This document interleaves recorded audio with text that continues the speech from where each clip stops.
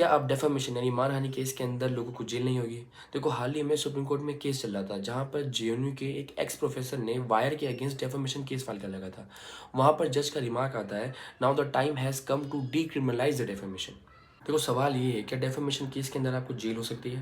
देखो, defamation case दो तरह के होते हैं, सिविल नेचर और क्रिमिनल नेचर। अगर सिविल नेचर का डेफेमेशन केस फाइल किया गया है तो आपके अगेंस्ट मॉनेटरी कंपनसेशन का ऑर्डर पास हो सकता है और इसके साथ साथ आपको कंप्लेनेंट को, जिसने कंप्लेन फाइल किया है, उसको अपोलोजाइज करना पड़ सकता है।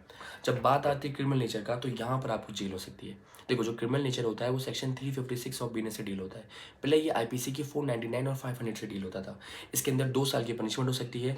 कुछ केसेस में आपको कम्युनिटी सर्विस में भेजा जा सकता है, जेल की जगह, और फाइन का भी प्रोविजन है यहाँ पे। अब यहाँ पर प्रैक्टिकलिटी के बारे में बात करते हैं। लॉ के अंदर 2 साल तो बोला गया है, लेकिन जनरली यहाँ पर 2 साल तक की पनिशमेंट मिलती नहीं है।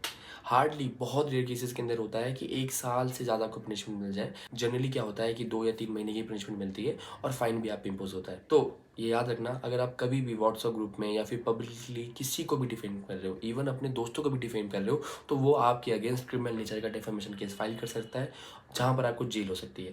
देखो, अभी तक तो ये एक जज का रिमार्क है, लॉ नहीं बना है। अगर इस केस के अंदर ऐसा फ्यूचर में होता है कि कोई जजमेंट आ जाती है, तब शायद आप जेल ना जाओ, लेकिन अभी तो जेल जा सकते हो।